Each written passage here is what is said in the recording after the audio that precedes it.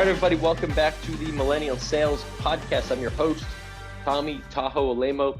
We're at episode 272, Wednesday, January 19th.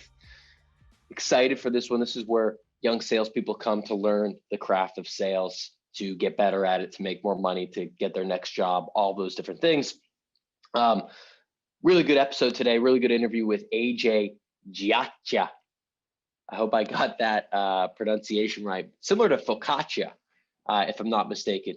AJ is an enterprise account executive at Tynes, which is a security automation platform.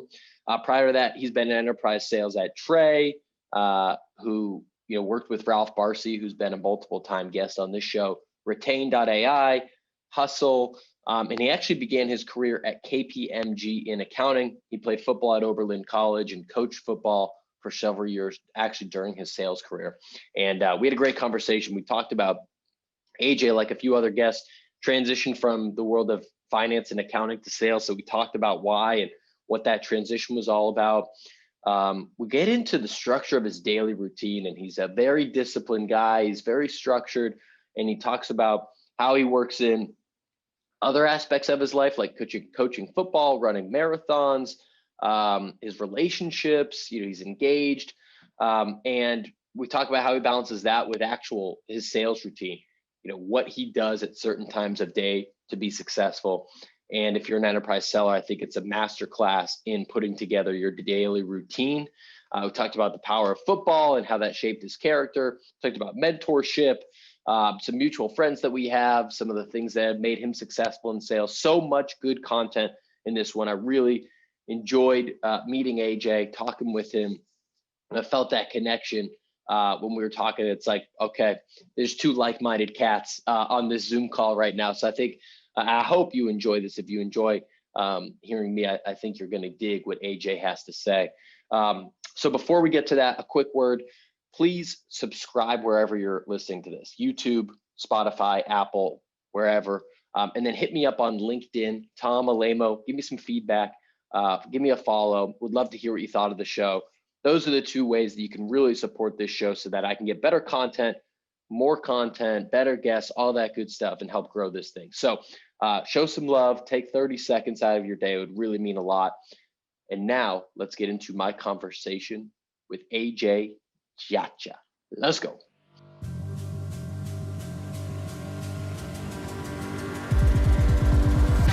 All right, now on the Millennial Sales Podcast, AJ Giaccia. How'd I do on the name? Perfect, man. Well done. Well done. Appreciate you coming on, man. I'm excited to have you here. Yeah, appreciate you having me on, Tom. Thanks for including me, and grateful to be here. Anyone that gets described to me as quote unquote has Ralph Barzi vibes gets an immediate invitation onto the podcast. So we're both big fans and friends of Ralph's. A lot of love for him. He's been on this pod a couple times. So I'm hoping this is a good one based on that description. Oh, for sure, man. I can't even compare to that guy. He's been so great to me throughout my career, and a mentor and a legend for me. And I'm grateful to be slowly walking in his footsteps, hopefully. I love it. So let's get into it, man. I'd love to learn more about your story.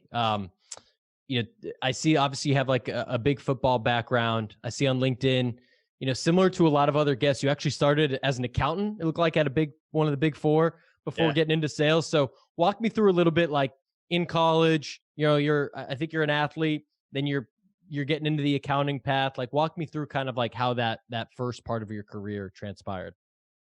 Yeah, absolutely. So, started out at Oberlin College, actually in Ohio, kind of living that college football dream. Out of high school, I was like, I got to go do that next level game.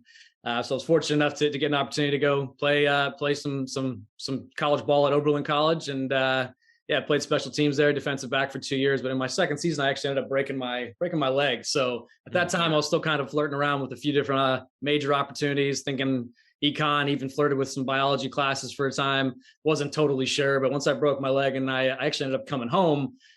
Did a little stint home here in the Bay Area, and then realized, I gotta get my career path in line, and ended up transferring out to UC Santa Cruz and kind of found my path within business management economics and specifically finance and accounting. So I kind of found my major there through some guidance with some friends and just overall just kind of enjoying the aspect of revenue actually in revenue accounting. So that kind of got me into that angle. And sure enough, I was there and had the opportunity to get an internship my junior year, joined KPMG, one of the big four there, and loved the internship, loved the program, kind of loved the overall kind of corporate lifestyle, so to speak. I was drinking the Kool-Aid there big time.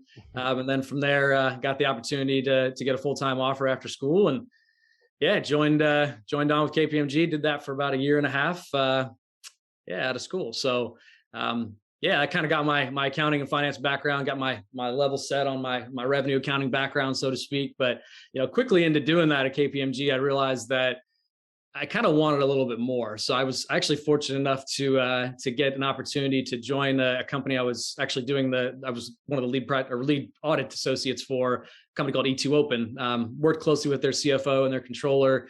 They ended up actually giving me an opportunity to join them pre-IPO. So I was kind of fortunate enough to see both sides. I did the audit of their S1 and kind of their overall S1 filing, which is their IPO process, and then ended up joining them right after the IPO right before the IPO, and kind of got to see that whole transition. And throughout my trials there within the accounting world there, a few folks, Amy Reicheneder, the SVP of HR, who's now over at Databricks, Tariq Chowdhury, who's now at AWS, and John Ramasuglia, who's over at Blue Yonder. All three of them kind of realized that, hey, this kid's got a knack for being in front of people. And I really wanted to be kind of more on the strategic side of everything and not necessarily in the back office, doing the book work. So they gave me the opportunity to kind of join on and kind of run a deal desk operation in conjunction with selling a product line that was kind of no longer getting any love at E2 Open. And sure enough, that kind of got me into my entrance into sales. So So when they approached you with that thought, I imagine you probably had some inklings in your mind, I'm pretty good with people, right? That sounds like sales. Maybe it's something like I'm interested in trying. Did they have to twist your arm, or you were pretty open to the idea? No, actually at the time I was pretty open to it. I was excited to kind of take the next step and kind of take everything that I learned in that kind of revenue world, so to speak, and now put it into more practical use and start solving real world challenges. E2 Open's a supply chain software company, so we were kind of working on the logistics specific integration product line there. And long story short, no, they didn't have to twist my arm at all. I was stoked to get the opportunity to kind of put that problem solving hat on and try to go out there and get in front of people and start making deals happen, so to speak. So were you the only one at the company working on this kind of forgotten product? Was this just hey, let's see what AJ can do, or was there a full team of you, or what was kind of the situation? Yeah, so the company actually initially E2 Open started out as a high-tech trading platform, and they were kind of doing this B2B integration work. They moved away from that and started focusing a lot on supply chain specific solutions, S&OP, that kind of stuff. And long story short, they moved away from selling their specific logistics integration product line, even though it was still kind of a SKU that individuals on the team could throw into a deal if an individual was utilizing a specific transportation management system or a prospect was utilizing a specific transportation management system. But nobody was really focusing on it. So yeah, to be honest, they were like, look, this thing's kind of not getting any love. Let's throw the new guy at it and see if he can revive it. And I was able to kind of turn it around. So after a couple quarters there, we were able to close a good amount of revenue, pulled in some existing customers and expanded some customers, and was able to kind of take my first throw at it there. So walk me through the first, few months, few weeks, few quarters of that role. Your first time in sales, you just kind of get thrown into it. You didn't necessarily maybe even apply for the job. It's just kind of an opportunity that sort of happened that you were open to accepting. How'd it go? Off the bat, it sounded like you did pretty well, but was it instinctual? Did you get some training? Were you falling on your face? How was it early on? Yeah, no, it's a great question. I was fortunate enough to have really two individuals that put me under their wing big time three individuals that put me under their wing big time. Peter Hammond, who was running sales there, North American sales specifically, he kind of just took a liking to me and was like, hey, I'm going to kind of guide you through this a little bit and show you how to position things, kind of take you through the full kind of sales life cycle, build up your acumen, build up, kind of how you can go out there and prospect, identify opportunities, and then go out there and execute the overall kind of closing motion, right?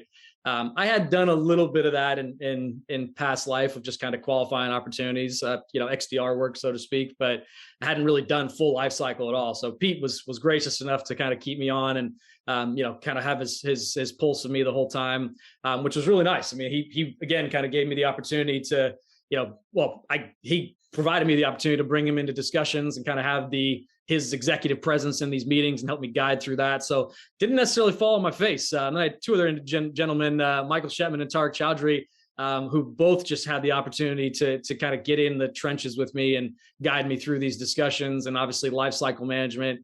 So long story short, I was fortunate enough to have about 3 individuals that were, nice lifesavers for me at the time, but they really did give me a lot of guidance and kind of my first sales opportunity to really drive the motion and really learn the ropes.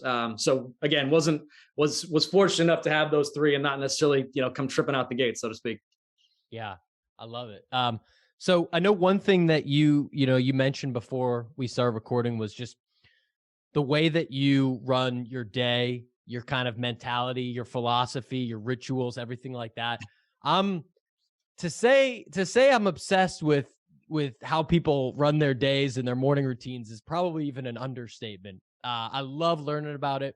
I would say that's one of the biggest factors for me personally in getting my career right and a lot of things in life right is like getting the start to my day right and just getting the right habits. So I'd love to hear you kind of walk me through like what a day in the life of AJ looks like nowadays. Oh man, it's changed a bit in the COVID world for sure. But yeah, I mean the life is interesting right now. So most weeks in general, I structure my Monday through Friday pretty much the same, right? It's generally 6:15 wake up, so to speak. I try to get my morning exercise in. I always find that getting the brain motion, getting the blood moving early in the morning just kind of gives me that mustard I need for the whole day, right? It's if I don't do it, I'm definitely feeling sluggish throughout the day. I'm just not having that same energy, that same really energy on calls or on projects, or just don't tack the day the same, right? So just getting that kind of first leg out of the day with some good exercise. I'm actually training for a marathon right now, so generally it's a run or some leg work. My fiance is an amateur power lifter, so we get a lot of the clanging and banging in the house. Garage set up, so that's fun. So yeah, I mean, we generally it's a start Monday through Friday with a good exercise routine, and then it's just kind of getting the day aligned, right? Generally about 7:30 or so, I'll crack open the book, depending on if calls happen early. I'm at a company now, it's headquartered in Dublin, so we've been starting a little bit earlier, but generally it's 7:30 or so, cracking the calendar open.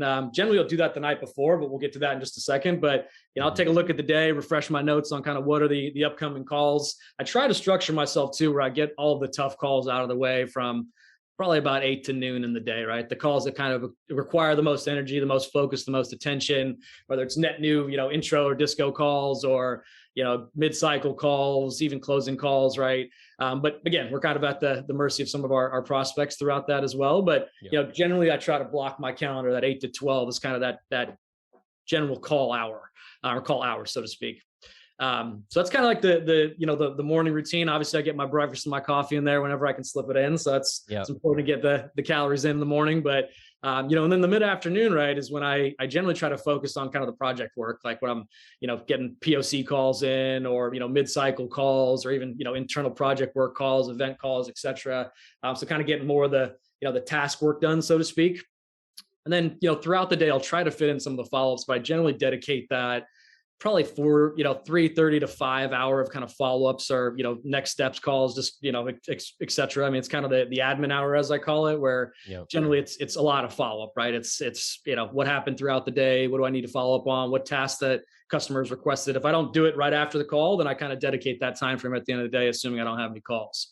So that's kind of the breakdown of the workday. And then, after the workday, I generally try to kind of shut down for at least an hour or two and get a walk with the dogs and the fiance and kind of decompress on the day. She's a high school teacher here in the area, so we like to share stories. I give her the tech, she gives me the education, which is nice.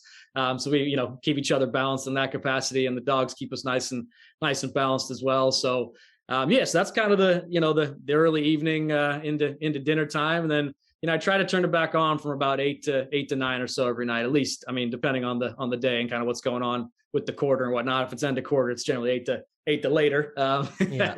But yeah, man, I mean, after 8 to 9, try to get the day prepped for the following day. That's kind of my goal, is to align calendar, align structure, make sure I know I'm doing my prep, at least the initial prep for any intro calls, do follow-ups for what needs to be occurring for next day calls, and just make sure I'm really dialed in and not waking up in an anxious state. Because to your point, I think you had a post on it the other day. I hate waking up with the cell phone, going off with 20 different emails and 20 different notifications and feeling like I'm already behind. And I can't stand that. It's going to happen inevitably to everybody that's in sales. So for me to try to get ahead of that the most, at most I can the night before, just reduces that anxiety and lets me perform the best I can for the day.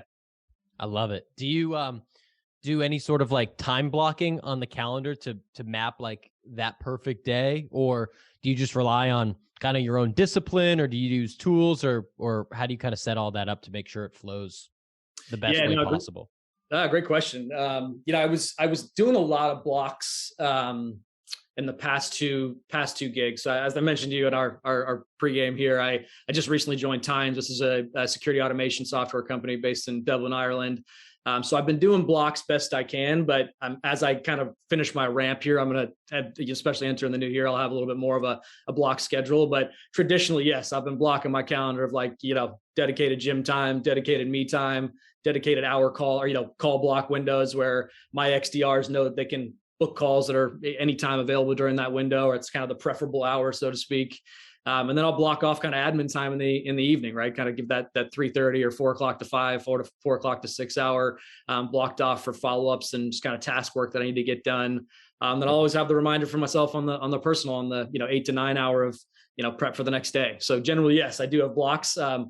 Right now, my Times colleagues would probably call me out that I don't have all those blocks in the calendars yet, because I'm honestly just trying to get everything up and ramping, which is good. But more of that's to come. But yeah, I live by the calendar, man. It's you definitely need the blocks in there to give people visibility. Yeah, absolutely. And for your colleagues, let the guy relax. He's just getting ramped up, so give him a couple months to get all the different blocks going. How long have you been doing running your business that way? Like, I feel like, for folks that have been doing this for 5-10 years, they most likely, if they've been successful, have some sort of schedule, whether it's like yours or different, that works for them in another way. But for folks that are maybe earlier in their career, that are, they either know that time blocking is a thing, but don't do it, or maybe don't even know that it exists and don't even really get it. Do you remember when you first started to do that? Yeah, actually I do. It was at the time where I decided to join a 2-person startup called Just Transform as their first kind of go-to-market hire. And I realized that I was walking into something that we didn't have a product, we didn't have a slide deck, we didn't have anything, right? I mean, we literally were kind of bare bones and starting from scratch. We had the baseline of a product and idea that we knew was going to hit the market nicely, but for me, when I got there, I realized I was getting a blank, GCal and like no structure, go figure it out kind of thing. And absolutely loved the challenge. But it was at that specific stage, about a month into it, and I still remember the time frame. It was about October to November 2015, that I was like, if I don't get really dialed in with my structure, we're going to fall behind. Like there's just too much to get done. There's so many things that you're going to lose tasks, or, lose thought on, lose process on. And that's kind of when that regimen really went into structure for me. And obviously it's evolved over the years, and I've really gotten dialed in more with, kind of how I've transitioned from, I was previously coaching. So that was kind of a different block of schedule. And we'll get to that in a minute, I'm sure. But transitioned into kind of the personal time for training too, which is kind of one of those items too, that I needed to kind of get a little bit more rigorous schedule on. So yeah, it was that early, or I guess end of 2015 timeframe, that I really started putting that in, and it's paid off in many ways throughout the last 6 or 7 years or so. So it seems like you have a habit or a trajectory of getting in relatively early at companies. Is that fair? Like, obviously you were the first go-to-market hire there, relatively early at a few other startups. Would you say that that's fair? Like, has that been part of your career strategy? Yeah, you know, I love it. I absolutely love the early stage, kind of everyone's figuring it out. The A to B to C stage. I think there's just a lot to learn and to, I love kind of being in the trenches and trying to figure it out. You know, defining a lot of process, helping kind of people figure out their go-to-market strategy, and then more importantly, the challenge for me of just getting up every day and figuring out how to compete and get people to want to buy into what you're preaching and what you're selling. I absolutely love the challenge. I think that's just a niche that I've kind of found myself always, waking up and feeling like, hey, I can get up and compete for this every day.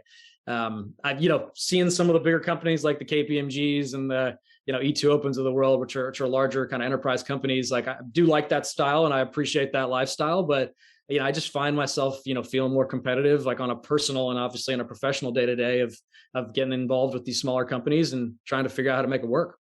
Yeah, I'm with you. Well, let's talk about competition. You mentioned competition. Tell me a little bit about how you think about competition when it comes to sales. Yeah. It's funny. I took I keep the competition. I actually have this picture of Competition Tuesday from the USC days when Pete Carroll and actually my cousin Yogi Roth, who we talked about earlier, they had this Competition Tuesdays where everyone's got to go out there and earn their job on Tuesdays. I scratched that out and I said competition every day. That's really kind of the challenge I put to myself around, hey, what are you going to do that's going to bring the game, bring your A game every single day, whether it's the small tasks of, send and follow up emails or calendar invites, to being extremely dialed in on disco calls, to making sure your customers feel the value full life cycle, to, or your prospects feel the value full life cycle. I mean, for me, it's the challenge for myself to kind of one up it every day. And I absolutely love the ability to kind of get out there and say, look, someone else is doing this and someone else would absolutely love to do this if you weren't doing this. So that aspect of competition just always keeps me going and really keeps me energized. Because again, I think there's other people that, are out there and are doing the same. And I love to learn from them and see, kind of see what keeps them ticking. But, I keep a lot of things around me that keep my passions going and keep me, wanting to compete every day and up my level and up my game. And I'm rambling a bit here, but I think that's my excitement, is really just the ability to want to get better every day and be able to compete and drive value for new areas that I haven't been able to drive value to, and continue to sharpen my own tool set, right? I do not know everything by any means. I've got a lot to learn here. And I surround myself with people that are competing just as hard as me. And that's what keeps me motivated. So I want to put a pin in the competition to take a quick detour. You mentioned Pete Carroll, Competition Tuesdays. There is a video on YouTube Pete Carroll giving the commencement speech at USC. I don't know what year. There's probably like 8,000 views. And me and my buddy have 4,000 of those views. We've watched it probably, 4,000 times. And he's talking about, he tells this whole story about talking to a recruit. And at the end, he's like writing a letter to the kid. And he just says, always compete. You always compete. And he writes a poem, I think is what it is. And he reads kind of like the poem he wrote about, it's called Always Compete. And when me and my buddy ran a marathon that year that we watched, it's like 4 years ago, we ran our first marathon. And I remember it's like mile 20, which is the toughest. It's like you're far enough where your legs are screaming at you, but you're still like 6 miles away, which kind of sucks. And I just look at him and I just start screaming, always compete, always compete. And we're like foaming at the mouth, getting fired up. And so when you said that, and then as soon as you brought Pete Carroll up, that flashback just went into my brain. So I had to do that justice by giving you that detour just for a moment. Love it, man. Yeah, no, I know the exact commencement speech you're referring to as well. I probably have another 100 views on there myself. So, That's great. Yeah, That's great. When you think about competition, when I was early in my career, like as a former athlete myself, as you were, like I looked at the people around me as other reps, and I looked at them like, I'm going to dominate you and you and you. And I didn't say that to them, but that's what I was thinking in my head. And that drove me, and I did really well to start, but it wasn't sustainable. It burned me out. And, I think it didn't create great relationships early on in my career. And I've shifted that to more of like an internal motivation of trying to, be my best versus the best, right? And like, what am I capable of, and how do I get, 1% better on that every day? But I'm curious I feel like people have different takes on this, but I'm curious what your take is on when you think about compete, when you think about that motivation, like, are you factoring in your peers or anything like that and wanting to be number one? Or is it just like, here's where AJ was yesterday, I want to be a little bit better than that? Yeah, to answer your question succinctly, yeah, I think it's the latter for me. I really do value competing against myself. I call it my coaching background, call it my sports background, like coming together as one. Like I've always kind of been in that team sports mode. So I'm not really the traditional kind of like, hey, I need to compete against A, B, and C, or, I need to compete against this individual as a rep. I'm always someone who like, hey, a rising tide floats all boats. Like if we win this thing together, we're going to be in a much better place, holistically come, couple years, couple quarters from now. Right. So yeah. And I think that to answer your question, like the competition component really just comes from me. Like, yeah, I see other reps doing great things, and yeah, that motivates me to continue to try to get better, but motivates me to say, like, what are they doing that allows me to go out there and compete the same way, right? Or compete in a better way. That's going to allow me to up my game. And I've got a bunch of folks that I continually, just keep the pulse of and keep tracking to see what they're doing, because I know they're evolving their game. And that's the element to me that's like, okay, well, they're continuing to compete in their certain specific ways. How can I do that as well? And I'm not necessarily competing against them, because I don't really want to compete against them. I don't want to compete against my internal reps. I mean, those are my friends, those are my peers, those are my colleagues. We're all trying to get the same collective goal. And if we can help each other out along the way, that's great. But who am I competing against? I'm competing against the other, the competition that's out there is trying to sell against us, right? Yeah. I think for me, everyone that's out there that's trying to compete against us and compete against Tynes, compete against Trey, et cetera, those are elements that kept me motivated. But in the end of the day, like, what gets me up and gets me competitive is AJ, you got to get 1% better, 2% better, 3% better today, based on everything that you saw yesterday and the previous quarters, previous years. What's going to continue to move the needle for you so that you're accelerating your career path, you're accelerating your deal cycles, you're accelerating, whatever the case may be, to continue to get better. So that's really the kind of the internal competition, as you referred to, that keeps me ticking. What space or what level do some of these fitness challenges, like, I don't know if this is your first marathon or if you've been running them, but you mentioned your fiance is an amateur power lifter. So I don't know if you got into that world before too, and obviously football. So what space has kind of like the fitness or some of these endurance challenges or whatever it might be play into this overall kind of sphere of competing and wanting to be your best? Yeah, it's actually, honestly, that's kind of where the, getting better for myself kind of comes from, right? For me specifically, like I've ran 5 marathons. This will be my 6th year and run an Oakland marathon here in, I guess, March timeframe. But yeah, I think for me, the fitness component is, again, getting that 1% better, right? How can I go out there and beat my time from yesterday? How can I go out there and, trim my mile times down when I'm doing a long training Saturday run? All that kind of fitness competition kind of folds into me, really, again, kind of moving the needle for myself and not competing against anybody else. Like I've got one of my best buds that I run these marathons with. Sure, we friendly compete against each other, but we're never putting anything on the line, or, it's more about each other getting better and kind of getting out there to set goals for ourselves of, beating times or, doing a specific endurance run that no one else in our friend group's done. And kind of, again, moving the needle for myself to know that, hey, these are the things that are going to allow me to say, yes, I did that. I've got the confidence to go out there and say, I'm bringing this now to the table. I got this much better. And now I can apply that to other aspects of my life, right? I can have conversations that are, outside of the sales world that are more humanistic. I can, apply the confidence that I had to be able to go out there and do those marathons and, my day-to-day in my sales profession, right? So yeah, I think that's the element that fitness brings to me. And, my fiance is kind of the same way. She's a power lifter and she actually previously held a world record in bench press, but long story short, yeah, she kind of puts the same for herself. She's like, how do I go up there and up the weight? How to go up there and, challenge myself to get to new heights that no one's done in my weight class, that no one's done in my family, that no one's done in the history of our family. And I think that's the element that kind of gets her going. And I think that collectively brings her to the elements too, that allow her to get better in her day-to-day on her profession. So yeah, hopefully that answers the question there.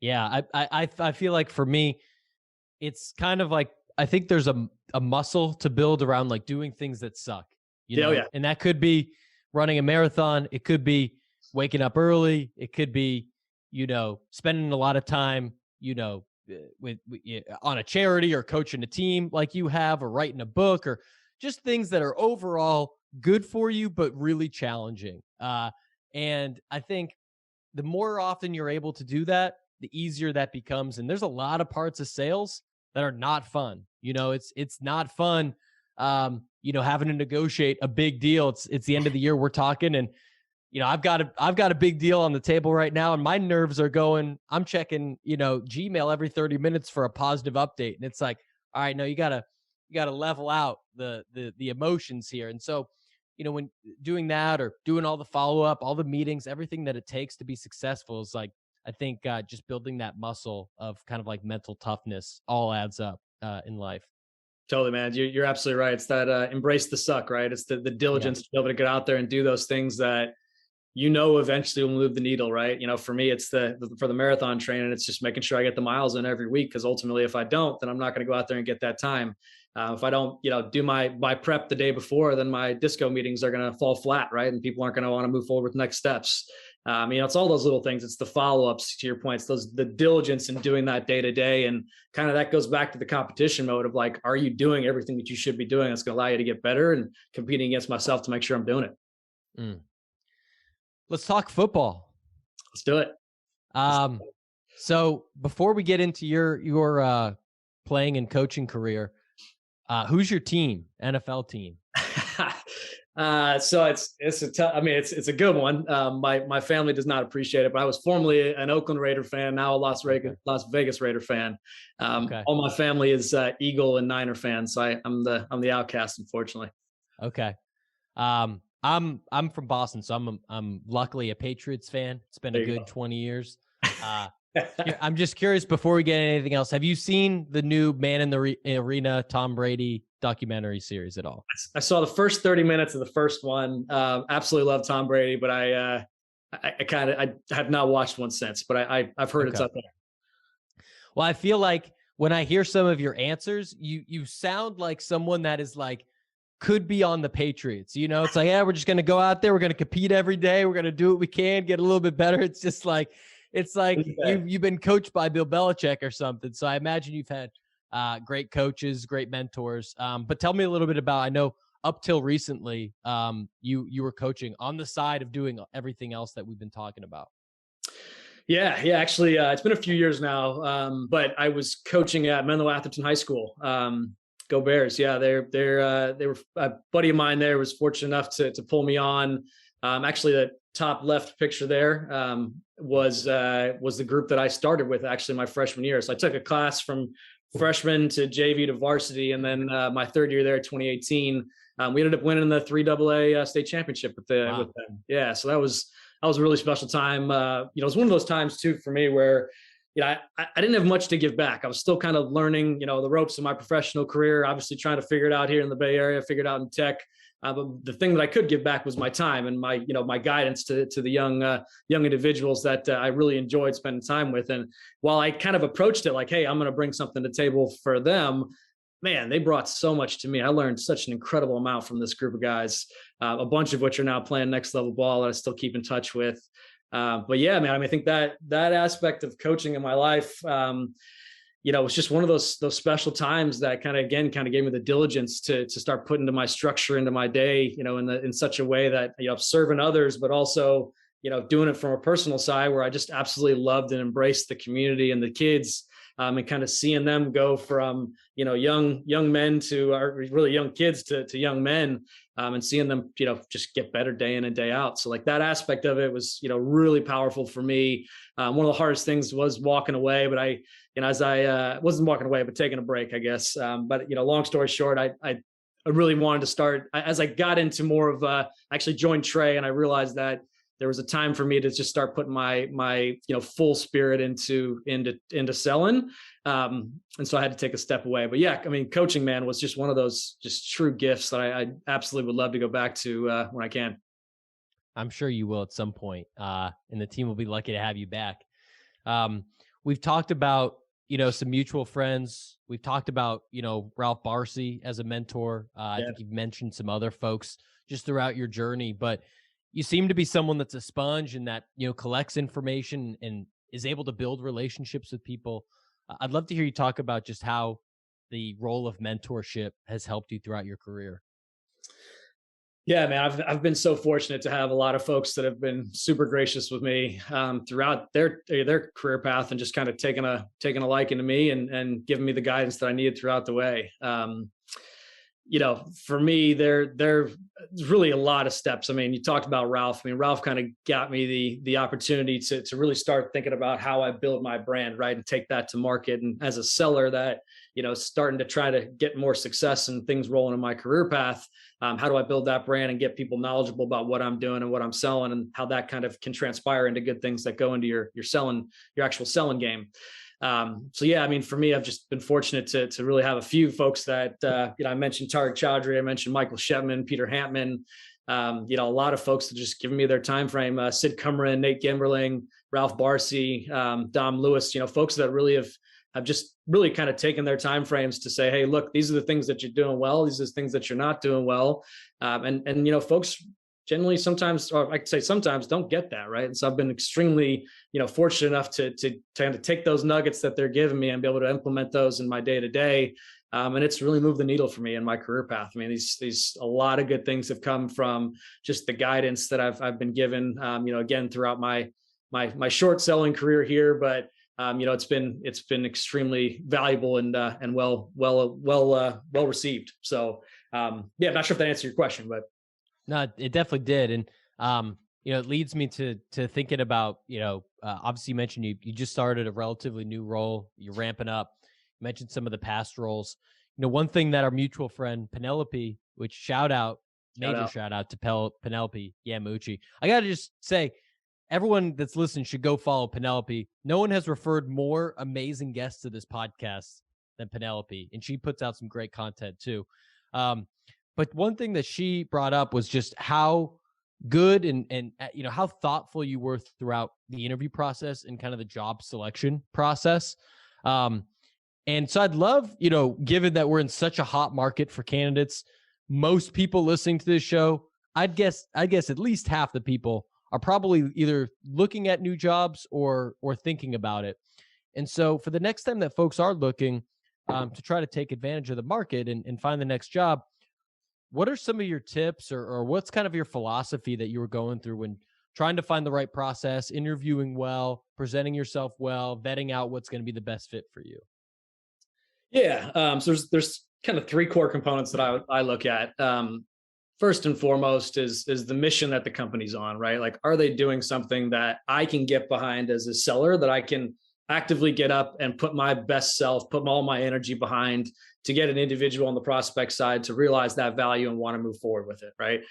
So the mission is the big thing for me. And I was fortunate enough to go through a few different interview processes, but the Tynes, I mean, their founders, Owen Hinchy and Thomas Kinsella, have just really built a world-class security automation engine through really kind of feeling the pains of their past life and saying, hey, we're going to put a tool set in place now that's going to allow these security teams to get back that valuable thing that we can't get more of in life, which is time, right?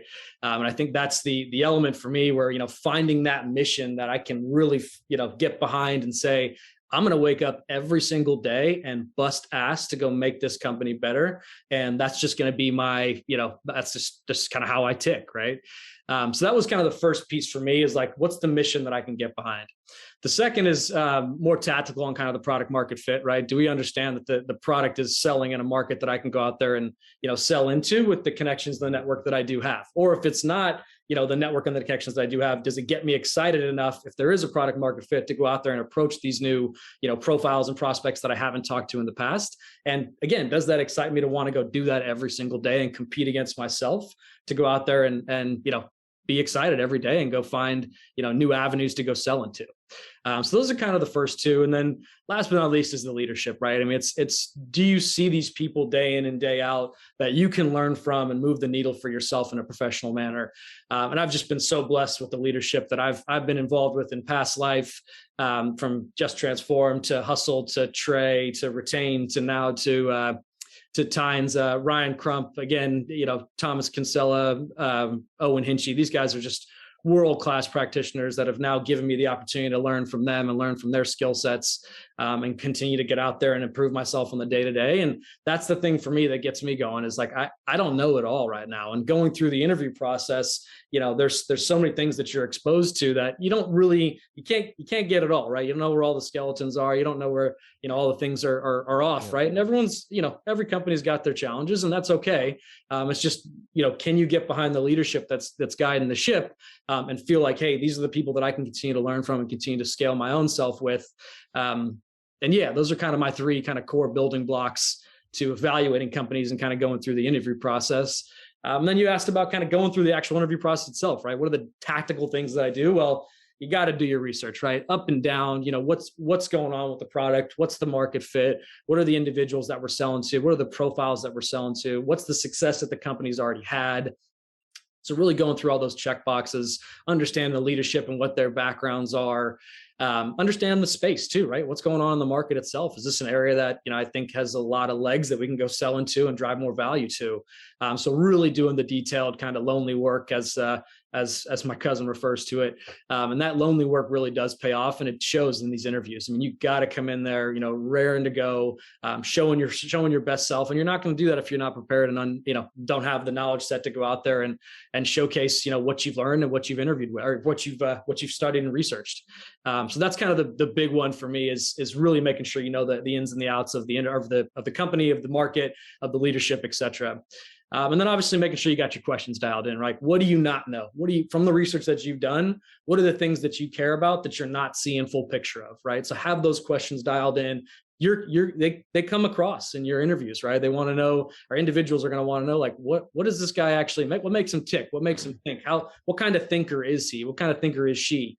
What do they really care about? And how can I go out there and understand, like, based on the questions as an interviewer I'm getting asked, is this an individual that I think is going to help move the needle from a company standpoint? So those are kind of my two big ones, is, obviously aligning on the research of the company, market fit, et cetera. And then obviously dialing in your questions from a tactical standpoint that's going to allow your interviewers to know, hey, this is an individual that I can certainly champion and get behind and want to bring onto the team, because they're going to help move the needle for us as a collective team.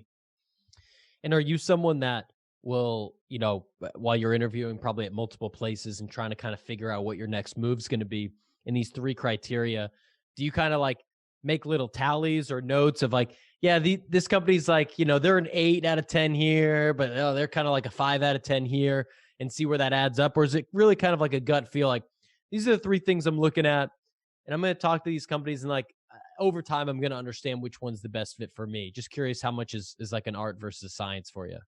Yeah, it's funny you say that.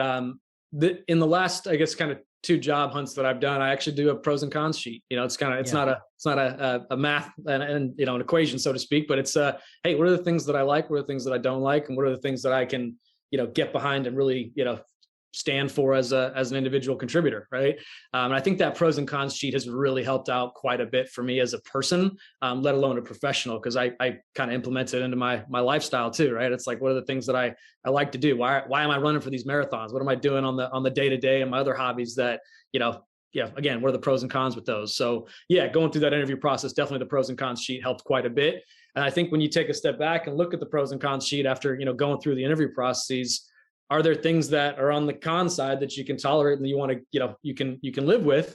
And there are pros that you're really excited about and you want to go get behind and go chase with, And I think that really did help me kind of going through these processes, because again, it's when you take those notes, you write them down, you come back 48 hours later and you're like, oh yeah, like that was the thing that really got me going about that interview or that specific call, or with, that specific leader of that company that I want to dig into more and really get behind and start chasing with. Mm. I want to, before we head off, hit you with some rapid fire questions, AJ. Love it. Let's do it. All right. First things first, we're big learners on this podcast.